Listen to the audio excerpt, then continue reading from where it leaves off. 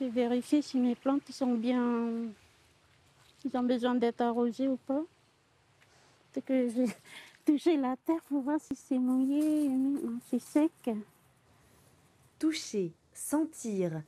Marie-Angèle se sert de ses autres sens pour cultiver son jardin chez elle à Nouméa et vivre normalement. Elle a perdu la vue progressivement jusqu'à devenir partiellement aveugle. C'est comme si je vois à travers une serrure. Alors, des fois, il n'y a rien du tout. Des fois, je cligne des yeux et puis du coup, le truc, il s'ouvre d'un coup, quoi, comme si tu ouvres un petit peu la bouche et puis il se referme. Du coup, quand il s'ouvre comme ça, tu vois un peu la lumière. Après, tu as envie que ça dure un peu, mais voilà, quand même, c'est juste un petit... Même si c'est pas grand-chose, mais ça me fait plaisir quand même de voir... Et quand ses yeux arrivent à capter des formes ou des couleurs, c'est une petite victoire. Elle perd la vue à 8 ans en recevant un coup accidentel à l'œil lors d'une partie de pêche. Nostalgique, elle se souvient du temps où elle pouvait voir. Moi, j'aimerais bien voir la couleur de l'eau, les couleurs des plantes, de la terre, de la mer, le ciel. Ça fait mal, hein? Ne plus pouvoir lire, ne plus pouvoir sortir, aller faire les shopping tout seul, tout ça. C'est un travail qu'on fait sur soi après, hein. On va reprendre tout doucement les cours de la vie, quoi. Ne pas s'apitoyer sur son sort et être autonome pour gérer le quotidien, tel est le credo de Marie-Angèle qui a trouvé du soutien auprès de l'association Valentin Huy. Ce jour-là, elle reçoit la visite de Virginie, la coordinatrice. Bon, moi je venais faire un petit tour, voir comment ça allait à la maison. Les petites adaptations qu'on a pu mettre en place quand tu es arrivée. Ça va, tout va bien? Pour la machine à laver, je te rajoute la petite gommette pour le rinçage. Essorage, vidange, rinçage, essorage. Grâce à ces petits repères, Voilà. Marie-Angèle peut elle-même faire sa cuisine et laver son linge sans risque. Notre leitmotiv, c'est l'inclusion, donc une société pour tous. Donc le matériel adapté permet justement que les adhérents accueillis à l'association aient une vie comme tout à chacun. L'association Valentin Huy est implantée en Nouvelle-Calédonie depuis 1979.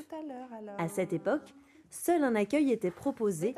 Aujourd'hui, les 60 adhérents bénéficient de nombreuses activités. Nous sommes au siège de l'association Valentin Huy. Ce local leur permet de se retrouver pour échanger, déjeuner ensemble, lire le braille. Un atelier cuisine est organisé sous l'œil bienveillant de Mégane. Normalement, on met son doigt, laisse-toi faire, comme ça sur l'oignon. Ok? Ah oui, j'ai oublié. Comme ça. Comme ça, le couteau, il frotte sur ton doigt et tu risques pas de te couper. Ok? Virginie travaille dans l'association depuis 2013. Enfant, elle a vu une de ses amies perdre la vue en se brûlant le visage. Aider les malvoyants a donc été une évidence pour elle. C'est comme une petite famille en fait. C'est une petite famille qui fait ses activités. On connaît aussi les peines de cœur. On a déjà été face à des ruptures de couple. Donc on joue aussi des fois les médiateurs. Dans cette association, on passe par toutes les émotions. Il y a aussi des moments de joie, de rire. À leur contact, Virginie a appris à voir les choses sous un autre angle. Grâce à eux, j'ai élargi mon monde sensoriel et comment je perçois le monde et comment j'ai développé tous mes autres sens en fait. C'est pas la vue qui me guide aujourd'hui, c'est tous mes sens. Donc j'ai appris à développer mon ouïe, l'odorat. Il y a quelques années, il y a un des adhérents qui m'a dit tu sais, nous on voit avec le cœur. J'aimerais que tous les gens vivent avec le cœur et de l'amour et les relations humaines sont beaucoup plus simples et beaucoup plus saines. C'est ce qui a plu également à Alex. Ce bénévole a repensé le poker en l'adaptant à la façon de voir des adhérents. Par le toucher, Marie-Angèle va reconnaître les différentes cartes. Oh, 6 de pique et 8 de pique, donc couleur à pique. Couleur à pique. Bravo, c'est Marie-Angèle qui l'emporte. Ah ouais, vache.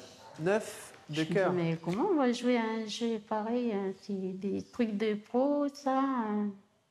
Au départ, c'est un peu compliqué, mais après, avec le temps, on arrive à retenir un peu les combinaisons, parce qu'il y en a plusieurs. Ça nous permet de stimuler un peu les neurones. Ce qui plaît aussi beaucoup à Marie-Angèle et aux adhérents, c'est de sortir de chez eux et du local grâce aux randonnées organisées. Là, ça monte un peu. Aujourd'hui, direction les hauteurs du Wentoro. On se met en file indienne, c'est mieux en file indienne. Dans cette sortie en pleine nature, chaque malvoyant est guidé par un bénévole. Sans eux, comment voir les embûches et pentes glissantes? Alors là, il y a des racines. Oula. Là, il y a une branche sur la droite qui va chatouiller, un gaillac qui va nous chatouiller. La randonnée, c'est aussi un moyen de rencontrer d'autres déficients visuels, mais aussi des voyants.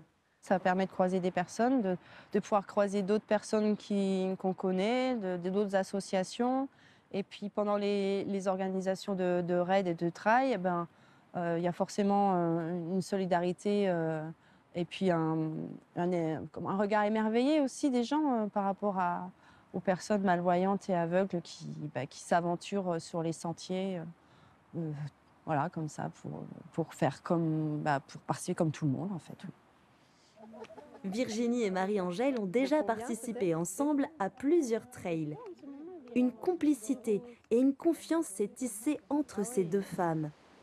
Elles voient la vie différemment, avec une bonne dose d'optimisme et des défis à relever. Prochaine course en 2022.